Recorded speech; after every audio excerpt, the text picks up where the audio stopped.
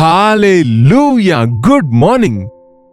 தேவனுடைய மகா கிருபையினாலே இன்னொரு புதிய நாளுக்குள்ளே, இப்படித்தானே ஒவ்வொரு நாளும் ஆண்டவர் நம்மை காத்து நடத்தி இன்னொரு புதிய நாளை தந்திருக்கிறார். இந்த ஜூன் 12ஆம் தேதியிலே தேவ சமூகத்திலே நம்மை நாம பரிசோதித்துக் கொள்ளணும். இந்த வருஷத்துல 5 மாதங்கள் கடந்து விட்டது. இன்னும் அவருடைய கிருபை இருந்தால் இன்னொரு 6 மாதங்கள் இருக்கிறது. எங்க இருக்கிறோம்? எப்படி இருக்கிறோம்? என்ன சாதித்தோம்? எப்படி வாழ்ந்தோம்? எத்தனை நன்மைகள் தேவன் செய்தார், எத்தனை ஆபத்துகள் அவர் தப்புவித்தார் என்று நம்மை நாம ஆராய்ந்து அறிய வேண்டி இருக்கிறது. ஏதோ டிசம்பர் 31 ஜனவரி 1ஆம் தேதி மாத்திரம் அல்லங்க. ஒவ்வொரு நாளும் நமக்கு ஒரு புதிய நாளே. ஆண்டவர் செய்த நன்மைகளை நினைத்து அவரை துதிப்பது, ஆண்டவருடைய கிருபைக்காக வேண்டிக் கொண்டு அவர் சமூகத்திலே ஜபத்தோடு கூட வாழ்வதென்பது ஒரு விசுவாசிக்கு ரொம்பவே அவசியம். வாங்க ஒரு சிறிய ஜபம். பரிசுத்தரே, மக்கு நன்றி ஆண்டவரே, உம்முடைய நன்மைகளை நினைத்து உம்மை துதிக்கின்றோம். நீர் விரும்பின நிலையிலே நாங்கள் இல்லை என்று எங்களுடைய நிலைமை உம்முடைய சமூகத்திலே ஒத்துக்கொள்ளுகிறோம்.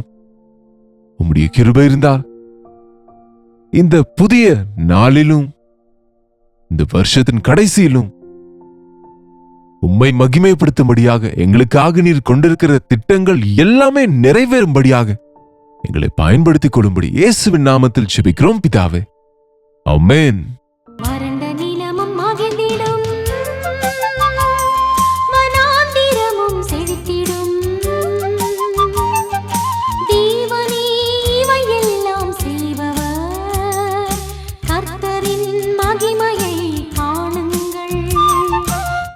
நேரங்களும் காலங்களும் ஆண்டவருடைய கரத்தில் இருக்கிறதுங்க. நம்முடைய ஒவ்வொரு காலகட்டத்திற்காகவும் அவர் திட்டங்களை செய்து வைத்திருக்கிறார். அவருடைய நேரத்திற்காய் நாம காத்திருக்க வேண்டும். நம்முடைய வாழ்க்கையில சென்று கொண்டிருக்கும் போது பலவித சூழ்நிலைகளை சந்திக்கும் போது தேவனின் கிருபைக்காக ஒவ்வொரு நாளும் வேண்டிக் கொள்ள வேண்டும். இன்றைக்கு வெள்ளிக்கிழமை உபவாச ஜெபம் கல்வாரி சபையிலே நடக்கிறது. மற்றும் நீங்க உங்க சபைகள் நடக்கிற உபவாச கூட்டத்துல பங்கு பெறுங்க. தேவனை துதியுங்க. தேவனுடைய பிரசன்னத்திலே சபையோடு சேர்ந்து நீங்க ஜெபிங்க. ஆதி சபையிலே ஒரு பெரிய ஆலயம் இல்லாவிட்டாலும் அவர்கள் ஜெபத்துக்கு முக்கியத்துவம் கொடுத்தார்கள். ஆதி சபையில் இருந்த விசுவாசிகள் ஒரு வீடாக அவங்க சேர்ந்து ஜெபிப்பார்கள். ஜெபத்தின் இடமாக அவர்கள் வீடுகளை, அவர்களுடைய இல்லங்களை ஆயத்தப்படுத்திக் கொண்டாங்க. உங்களுக்கு தெரியும் இல்லையா? லுதியாலின் வீடு ஒரு ஜெப வீடாக மாறியது. அவள் இதயத்திலே தேவனுக்கு இடம் கொடுத்தால், தன் வீட்டிலும் தேவனுக்கு இடம் கொடுத்தால், அவள் வீடு ஜெப வீடாக மாறியது. அது மட்டுமல்ல, நீங்க அப்போஸ்தலர் நடபடிகள் 12ஆம் அதிகாரம் பார்த்தால், இன்னும் சபை கட்டப்படும் முன்பே எத்தனையோ பாடுகள் ஏரோதின் மூலம் போராட்டங்களும் தடைகளும் இருந்த போதும் யாக்கோபை ரம்பத்தினாலே தலையை வெட்டி அவரை கத்தியினாலே பட்டயத்தினாலே அவர் தலை எடுத்த போது பேதுருவையும் கூட அவரை பட்டயத்தினாலே கொலை நினைத்தார்கள். ஆனால் அப்பொழுது பஸ்கா பண்டிகை வந்ததென்று அந்த சிறைச்சாலையில் வைத்த போது சபை முழுவதும் ஒரு ஆலயம் அவங்களுக்கு இல்லாவிட்டாலும் சிதறி போன விசுவாசிகள் எல்லாரும் மிகுந்த ஊக்கத்தோடு ஒன்றாக ஜெபித்தாங்க. எங்க ஒன்று சேர்ந்தாங்க? ஒரு வீட்டிலே. பாருங்க 12ஆம் வசனம். அவன் இப்படி நிச்சயித்துக் கொண்டு மார்க்கு என்னும் பெயர் கொண்ட யோவானுடைய தாயாகிய மரியாள் வீட்டுக்கு வந்தான். அங்கே அநேகர் கூடி ஜெபம் பண்ணி கொண்டிருந்தார்கள்.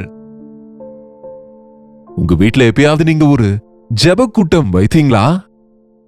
நாம் அநேக நேரம் ஸ்தோத்திர கூட்டம் என்று வைப்போம். அது போஜனங்களின் கூட்டம் ஆகிவிடும், டிஃபன் கூட்டம் ஆகிவிடும், கொண்டாட்டங்களின் கூட்டம் ஆகிவிடும். ஆனால் உபவாச ஜெபம் உங்க வீட்டுல நடத்துனீங்களா? இன்றையிலிருந்து ஒரு தீர்மானத்தை செய்யுங்க. வருஷத்துக்கு ஒரு முறையாவது, அல்லது உங்களுக்கு இஷ்டமானால், உங்களுக்கு அனுகூலமானால் மாதத்துக்கு ஒரு முறை உங்க தேவ ஊழியரை கேட்டு எங்களுடைய வீட்டுல வந்து ஜெபிங்க. என்னுடைய உற்றார் சுற்றாரை நான் அழைப்பேன், என்னுடைய உறவினர்களை நான் அழைத்துக் கொள்வேன் என்று ஒரு ஜெப கூட்டத்தை நீங்க ஒழுங்கு செய்து பாருங்க. அது உங்க வீட்டுக்கும் ஆசீர்வாதம். உங்க வீட்டுல கூடி வந்திருக்கிற ஒவ்வொரு விஷயத்திலும் தேவன் அற்புதமான காரியங்களை செய்வார். கொர்நேலியு தேவ பக்தியுடையவன். அப்படியே ஜெபம் செய்த போது தேவன் சொன்னார், உன் வீட்டிலே நீ பேதுருவை அழைப்பித்து வசனத்தை சொல்லவை என்று சொன்னபோது அந்த கொர்நேலியு தன் உறவினர்களை, அவர் ஆபீஸ்ல அதிகாரத்தில் இருக்கிறார், அவர் நல்ல ஒரு நூற்றுக்கு அதிபதி, அந்த ராணுவ மக்களை, அவர்களை இவர்களை எல்லாரையும் வரவழைத்து நாங்க ஆயத்தமா இருக்கிறோம், வசனத்தை சொல்லும் என்று பேதுருவை வரவழைத்து வசனம் கேட்டபோது தேவனுடைய ஆவியின் காரியம் நடந்தது. அநேகர் ரட்சிக்கப்பட்டு ஞானஸ்நானம் பெற்றார்கள் என்று வேதத்துல பார்க்கிறோம். இந்த கடைசி காலத்துல ஒவ்வொரு வீடும் ஜெப வீடாக மாற வேண்டும். முதல்ல ஆலயங்களே ஜெப வீடாக இருக்க வேண்டும். என் வீடு எல்லா ஜனங்களுக்கும் ஜெப வீடு எனப்படும். இன்றைக்கு ஆலயத்துல கூடும்போது கூட ஜெபத்துக்கு எவ்வளவு முக்கியத்துவம் இருக்கிறது, பாடலுக்கு எவ்வளவு முக்கியத்துவம் இருக்கிறது, வசனத்திற்கு எவ்வளவு முக்கியத்துவம் இருக்கிறது. ஆலயத்துல கூட போஜனங்கள் அது இது என்று. ஐயோ, அநேக ஆலயங்களிலே அமெரிக்கா போன்ற தேசங்களை என்ன கெஸ்ட் பிரீச்சராக அழைத்த போது ஆனுவல் மீட்டிங்ஸ் என்று வைத்துக் கொள்வாங்க. எல்லாம் சந்தோஷமாக ஒன்று கூடி, நல்லதுதான். ஆனால் அங்கு கவனித்த போது, நான் அந்த சர்ச்சஸ்ல பார்த்த போது, சர்ச் என்னமோ சின்னதா இருக்கும். அங்கே ரிலாக்ஸ் ஆக அங்க பிளே கிரவுண்ட் இருக்கும், பார்க்கிங், ஹியூஜ் பார்க்கிங் இருக்கும். அங்கே பிரேக்ஃபாஸ்ட் இருக்கும், அங்கே போஜனங்கள் இருக்கும். அப்பா, எவ்வளவு நேரங்க? 1 மணி நேரம் மீட்டிங்ல உட்கார்ந்துட்டு 4 மணி நேரம் அங்க எல்லாரும் சேர்ந்து சாப்பிட்டு கொண்டு ரிலாக்ஸ் ஆகி பொழுதுபோக்கி கொண்டிருப்பதை பார்த்தேன். தேவனுடைய ஆலயத்துல மணிக்கணக்கில் ஜெபிக்கிறவங்க எங்கே? அந்த பாரத்தோடு ஜெபிக்கிறவர்கள் எங்கே? இங்கே ஒரு சிக்கலான சூழ்நிலை ஏற்பட்டது. முக்கியமான சீஷனாகிய பேதுருவை கொலை செய்ய அவரை பிடித்து வைத்திருக்கிறார்கள், சிறைச்சாலையில் அடைத்திருக்கிறாங்க. அதற்கு முன்பு என்னமோ யாக்கோபை பட்டயத்தினாலே கொலை செய்தார்கள். இந்த சூழ்நிலைகளை பார்த்து சபை சிதறி போகவில்லை, சோர்ந்து போகவில்லை. ஆனால் விசுவாசிகள் ஒரு விசுவாசியின் வீட்டில் கூடி, என்னங்க, மரியாளின் வீட்டிலே, யோவானின் தாயாகிய மரியாளின் வீட்டில் கூடி ஜெபம் செய்ய தொடங்கினாங்க. அவங்க செய்த ஊக்கமான ஜெபத்தினால் தேவன் தம்முடைய தூதர்களை அனுப்பி கடுங்காவலில் இருந்த, சிறைச்சாலையில் இருந்த, சங்கிலிகளாலே கட்டப்பட்டு 3 காவல்களிலே வைக்கப்பட்டிருந்த அந்த இடத்திலிருந்து ஜெபத்தின் மூலமாக தேவன் அற்புதமாய் பேதுருவை வெளியே கொண்டு வந்தாருங்க. ரோடு வரைக்கும் அந்த தூதர்கள் அவரை கொண்டு வந்து விட்ட போது, பேதுரு அங்கிருந்து நடந்து வந்த போது, என்னங்க, அவன் இப்படி நிச்சயத்தை கொண்டு மார்க் என்னும் பெயர் கொண்ட யோவானுடைய தாயாகிய மரியாள் வீட்டுக்கு வந்தார். அங்கு அநேகர் கூடி ஜெபித்துக் கொண்டிருந்தார்கள். பேதுரு வாசற் கதவை தட்டின போது ரோதை என்று பெயர் கொண்ட ஒரு பெண் ஒற்று கேட்க வந்தாள். எல்லாரும் ஜெபித்துக் கொண்டிருக்காங்க. கதவை தட்டுகிறார் பேதுரு வந்து ஜெபிக்கிற வீட்டுக்கு வந்து. அந்த கதவு தட்டுகிற சத்தம் கூட கேட்காத அளவுக்கு அவ்வளவு சத்தமாக எல்லாரும் ஜெபித்துக் கொண்டிருக்கிறாங்க. ஆனால் அங்கே ஒரு சிறு பெண் இருக்கிறாள், ரோதை. அவள், ஆண்டவரே, பேதுரு அங்கிளை அனுப்புங்க, பேதுரு தாத்தாவை விடுவீங்க என்று ஜெபித்திருப்பாள். வந்து விட்டாரா என்று வாசல் அருகே போய் பார்த்து கொண்டிருக்கிறாள். அவளுக்கு மட்டும் எப்படி கேட்டது? கதவனிடத்துக்கு போய் அவள் செய்த ஜெபத்துக்கு பதில் வந்ததென்று விசுவாசித்துக் கொண்டு கதவனிடத்துக்கு போகிறாள். அதனாலதான் பேதுருவின் குரலை அவள் கேட்டாள். அவள் பேதுருவின் சத்தத்தை அறிந்து சந்தோஷத்தினால் கதவை திறவாமல் உள்ளே ஓடி பேதுரு வாசலுக்கு முன்னே நிற்கிறார் என்று அறிவித்தாள். பேதுரு, கதவை திறவுங்கள், நானே என்றாரு. பேதுரு அங்கிள் வந்து விட்டாரு, பேதுரு தாத்தா வந்துட்டாரு. நம்முடைய ஜெபத்தை தேவன் கேட்டார்.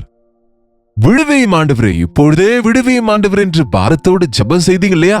அநேக நேரம் நம்ம இப்படிதான் ஜெபிப்போம். ஆண்டவரே, இப்பொழுதே உம்முடைய அற்புதத்தை செய்யும், இப்பொழுதே உம்முடைய சுகத்தை தந்தருளும், இப்பொழுதே கட்டுகளிலிருந்து விடுவியும், இப்பொழுதே காணாமல் போன என் மகன் திரும்பி வரட்டும் என்று ஜெபிப்போம். நம்முடைய ஜெபங்கள் மேலே செல்லுவது, அங்கிருந்து பதில்கள் வருவது, நாம கேட்டதை தருவது, எல்லாமே நடக்குது. ஆனால் நாம இன்னும் அதை உணர்கிறதில்லை. அந்த சிறு பெண் மாத்திரம் விசுவாசத்தோடு ஜெபித்தாள். ஆகவே பேதுரு கதவின் அண்டையில் சத்தம் போட்டவுடனே கேட்டது, அவருடைய குரலை அறிந்து கொண்டால் பேதுரு வந்திருக்கிறார் என்று அறிவித்தால். 15ஆம் வசனம் பாருங்க, அப்போஸ்தலருடைய நடபடிகள் 12:15. அவர்கள் நீ பிதற்றுகிறாய் என்றார்கள். ஆண்டவரே பேதுருவை அனுப்பும், பேதுருவை விடுவியும், பேதுருவை அனுப்பும், பேதுருவை விடுவியும் என்கிறாங்க. ஆனால் பேதுரு வந்துட்டார்னு அந்த சிறு பெண் சொன்னால் பாவம், உனக்கு என்ன பைத்தியமா, எப்படி வருவாரு பேதுரு?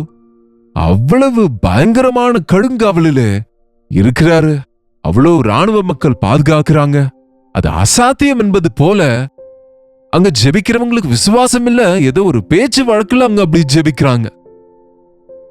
வந்து விட்டார் என்று சொன்னால் அப்படியா என்று சொல்லணும் இல்லையா? போய் கதவு திறக்கணும்ல. ஜெபித்துக் கொண்டிருக்கிறோம், டிஸ்டர்ப் பண்ணாதன்னு சொல்லுகிறாங்க தவிர அட நம்ம ஜெபத்துக்கு பதில் வந்ததுன்ற விஷயத்த கவனிக்கிறது இல்ல. எவ்வளவு நேரங்க?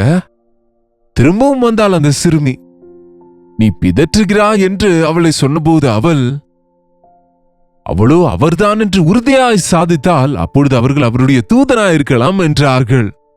இல்லை, உண்மையிலேயே நான் பேதுருவுடைய குரலை கேட்டேன் என்று சொன்னபோது இருக்காது, அவருடைய தூதர் வந்திருக்கலாம் என்று சொல்லுகிறாங்க. அவங்க என்ன ஜெபிக்கிறாங்களோ அதை நம்புகிறது இல்லை. ஜெபம் பண்ணும் போது எவைகளை கேட்பீர்களோ அவைகளை பெற்றுக் கொள்ளுவோம் என்று விசுவாசிக்கும் போது பெற்றுக் கொள்ளுவீர்கள். அந்த சபையினுடைய ஜெபத்தில் அந்த சிறுமியின் ஜெபத்துக்கே பதில் வந்தது போல தெரிகிறது. ஆமாங்க, நீங்க விசுவாசத்தோடு சென்று சபையோடு ஜெபித்தால் உங்களுடைய ஜெபத்துக்கு, சபையில் எல்லாருடைய ஜெபத்துக்கும் அற்புதமான பதில் கிடைக்கும். பேதுரு இன்னும் அங்கே பாருங்க 16ஆம் வசனம், பேதுரு பின்னும் தட்டி கொண்டிருந்தான். அவர்கள் திறந்த போது அவனை கண்டு பிரமித்தார்கள், பிரமித்து போய்விட்டார்கள். அப்பொழுது கூட ஆச்சரியப்பட்டார்களே தவிர நம்முடைய ஜெபங்களுக்கு பதில் வந்தது என்று சொல்லி ஹல்லேலூயா ஆண்டவரே உமக்கு நன்றி என்று உங்களுடைய ஜெபத்தை கேட்டீர் என்று சொல்லி அவரை துதிக்கவில்லை. அநேக முறை விசுவாசம் இல்லாமல் நாம ஜெபிக்கும் போது நமக்கு பதில்கள் கிடைக்காது. ஒருவனுக்கு ஞானத்தில் குறைவானால் என்னை கேட்க வேண்டும், ஒரு நன்மை வேண்டும் என்றால், ஆசீர்வாதம் வேண்டும் என்றால் என்னை கேட்க வேண்டும். அவன் சந்தேகப்படாமல் கேட்க வேண்டும். சந்தேகப்படுகிறவர்களுக்கு எதுவும், சந்தேகத்தோடு கேட்கிறவர்களுக்கு ஒன்றும் கிடைக்காது என்று ஆண்டவர் சொன்னார். ஒருவேளை நாங்க ஜெபிக்கிறோம் நீங்க சொல்லுகிறீங்களோ என்னமோ, நீங்க ஜெபிக்கிறதை தேவன் கேட்கிறார் என்று விசுவாசிக்கிறீங்களா? உங்க ஜெபத்து நிமித்தம் அல்ல, தேவனுடைய வல்லமை நிமித்தம் உங்க ஜெபத்துக்கு பதில் கிடைக்கிறது என்று நம்புகிறீங்களா? இந்த சிறுமி ரோதை அங்கிளை அனுப்புங்கப்பா, சிறையிலிருந்து விடுவீங்க, பேதுரு தாத்தாவை விடுவீங்க என்று சொல்லிக்கொண்டு ஜெபித்து போய் மணிக்கொரு நேரம் அந்த வாசலுக்கு போய் இன்னும் வரவில்லை என்பது போல எதிர்பார்க்கிறாள். அப்படி கவனித்ததினாலே பேதுருவின் சத்தத்தை அடையாளம் கண்டுபிடித்தால், பதில் கிடைத்த போது சந்தோஷப்பட்டால், சாட்சி கொடுக்க முடிந்தது. அற்புதமான விதத்துல இன்றைக்கு கூட தேவன் நம்முடைய பிரச்சனைகள் இருந்து நம்மை விடுவிப்பாரு. உன்னுடைய மகன் பாவ கட்டுகள் இருக்கிறானோ என்னமோ, உன்னுடைய குடும்பம் சோதனையில இருக்கோ என்னமோ, நீங்க பொருளாதார நெருக்கடியில இருக்கிறீங்களோ என்னமோ, அன்றைக்கு ஏரோதை போல இன்றைக்கும் சாத்தான் அநேக விதத்துல அப்ரஸ் பண்ணுகிறான், டிப்ரஸ் பண்ணுகிறான், கட்டி போட்டு வைக்கின்றான், சிறைப்பிடித்து வைக்கிறான். சிறைப்பட்டவர்களுக்கு விடுதலை வேண்டும் என்றால் இயேசுவின் நாமத்துல நம்ம ஜெபிக்கணுங்க. கட்டுகள் இருக்கிறவங்க விடுவிக்கப்பட வேண்டும் என்றால் இயேசுவின் நாமத்துல வல்லமை இருக்கிறது. வியாதிகளில் இருக்கிறவங்களுக்கு சுகம் வேண்டும் என்றால் இயேசு ஆண்டவர் நாமத்துல நம்ம ஜெபிக்க வேண்டும். பாவ கட்டுகள்ல இருந்து விடுவிப்பதற்கு, வியாதி வழியிலிருந்து விடுவிப்பதற்கு நம்முடைய ஆண்டவராலே கூடும் என்று யார் விசுவாசிப்பார்களோ, விசுவாசத்தோடு ஜெபிப்பார்களோ, விண்ணப்பம் செய்வார்களோ, அவர்கள் ஜெபத்தின் நிமித்தம் அற்புதங்கள் நடக்கும். இன்றைக்கு பாரத தேசத்துல எத்தனையோ பேர் கட்டுகள்ல இருக்கிறாங்க, சிறையில இருக்கிறாங்க, வேதனையில இருக்கிறாங்க, பிரச்சனைகள்ல இருக்கிறாங்க. கிறிஸ்தவர்கள் எனப்படுகிறவர்கள் குளிர்ந்து போன நிலைமையில, விசுவாசத்தை அவர்கள் இழந்து போன நிலைமையில, பின்வாங்கி போன சூழ்நிலையில இருக்கிறாங்க. உலகம் முழுவதிலும் கூட பிசாசின் காரியங்கள் மிக வேகமாக அநேகரை அழித்துக் கொண்டிருப்பதை நாம பார்த்து கொண்டிருக்கிறோம். நாம விழித்துக் கொண்டிருந்து நாம மாத்திரம் சோதனையில விழாதபடி ஜெபிப்பது மாத்திரமல்ல, மற்றவர்களுக்காக விண்ணப்பம் செய்து கொண்டு சபையாக ஜெபிப்பதும், தனிப்பட்ட விதத்தில் ஜெபிப்பதும், குடும்பமாக ஜெபிப்பதும் எவ்வளவு அவசியம். ஜபத்துக்கு நம்முடைய வாழ்க்கையில முக்கியத்துவம் தரும்போது நாம எல்லா விஷயத்திலும் வெற்றி உள்ளவர்களாக இருக்க முடியும். ஜெபிப்போமா? பரிசுத்தரே, எமக்கு நன்றி ஆண்டவரே. விசுவாசத்தோடு ஜெபிக்க எங்களுக்கு உதவி செய்யுங்கப்பா. எங்களுடைய ஜெபங்களை கேட்டீர் என்ற விசுவாசம், எங்கள் ஜெபத்துக்கு பதில் கிடைத்தது என்ற விசுவாசம் நாங்கள் கொண்டிருந்து அற்புதமான விதத்தில் நம்முடைய பதில்களை பெற்றுக்கொள்ள, கட்டுகள்ல இருக்கிறவங்களுக்கு விடுதலை, பாடுகள்ல இருக்கிறவங்களுக்கு விடுதலை, சாத்தானின் சக்திகளாலே அலைக்கழிக்கப்படுகிறவர்களுக்கு ரட்சிப்பு, வியாதிகளோடு வேதனைகளோடு நெருக்கப்படுகிறவர்களுக்காக விண்ணப்பம் செய்யும்படியாக உம்முடைய பிள்ளைகளாகிய நாங்கள் உம்முடைய ஆலயத்துக்கு சென்று உம்முடைய நாமத்திலே ஜெபிக்க, சபையாக ஐக்கியமாக சேர்ந்து பாதாளத்தின் கதவுகளை மூடுவதற்கு, பரலோக ராஜ்யத்தின் வாசல்களை திறப்பதற்கு அதிகாரம் தந்திருக்கிறீராப்பா. உம்முடைய நாமம் எல்லா நாமத்தை பார்க்கலும் உன்னதமான நாமமாய் இருக்கிறபடியால் இயேசுவின் நாமத்தில் எதை கேட்டாலும் தருவேன் என்றீரே. எங்களுடைய விண்ணப்பங்களுக்கு பதில் தாருமப்பா. யார் யார் எந்தெந்த விண்ணப்பங்களோடு உம்முடைய சமூகத்தில் வந்து நிற்கிறார்களோ அவர்களுக்கு பதில்களை தந்தருளும்படியாக இயேசுவின் நாமத்தில் ஜெபிக்கிறோம் பிதாவே, ஆமென். நம்முடைய பிதாவாகிய தேவனுடைய அன்பும் குமாரனாகிய இயேசு கிறிஸ்துவின் கிருபையும் பரிசுத்த ஆவியானவருடைய அந்யோன்யமும் ஐக்கியமும் கூடி வந்திருக்கிற நம் அனைவருக்கும் எப்பொழுதும் சதா காலமும் துணையாக இருப்பதாக, ஆமென்.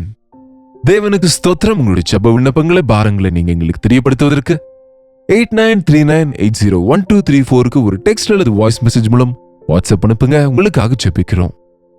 நீங்க எங்க இருந்து பார்க்கிறீர்களோ உங்களுடைய பெயரும் ஊரும் கமெண்ட் செக்ஷன்ல பதிவிட மறக்காதீங்க. இதுவரைக்கும் doctor Jayapal YouTube channel subscribe பண்ணாம இருந்தா சப்ஸ்கிரைப் பண்ணிக்கொள்ளுங்க. உங்களுக்கு நோட்டிபிகேஷன்ஸ் வரும். லைக் செய்யவும் ஷேர் செய்யவும் மறக்காதீங்க. தெலுங்கு, தமிழ், மலையாளம், ஹிந்தி, பெங்காலி, ஒரியா 6 மொழிகளில் ஒளிபரப்பப்படும் டெலிவிஷன் ப்ரோக்ராம்ஸ் தொடர்ந்து செய்வதற்கு உங்க உதவியும் உங்க ஜெபமும் எங்களுக்கு எவ்வளவு அவசியம். கர்த்தருடைய ஏவுதல் உங்களுக்கு இருந்தால் இந்த ஊழியத்தில் நீங்களும் பங்கு பெற்று கர்த்தர் எங்களுக்கு தருகிற ஆசீர்வாதங்களை நீங்களும் பெற்றுக்கொள்ளுங்க. கவனிங்க, ஸ்கிரீன்ல கீழே இருக்கிற நம்பருக்கு 8939803234 உங்க பாரங்களை அனுப்புங்க. உங்களுக்காக நாங்க நிச்சயமா ஜெபிக்கிறோம். கர்த்தருக்கு சித்தமா இருந்தால் நாளைக்கும் இதே நேரத்துல அடுத்த தியான நிகழ்ச்சியில கர்த்தருடைய வார்த்தையோடு உங்களை சந்திக்கிறேன். இந்த நிகழ்ச்சி உங்களுக்கு ஆசீர்வாதமா இருந்தால் தொடர்ந்து இந்த நிகழ்ச்சியை ஒவ்வொரு நாளும் நீங்க பார்க்க மறக்காதீங்க. அதுவரை கர்த்தருடைய கிருபை உங்களுக்கு துணையாக இருப்பதாக.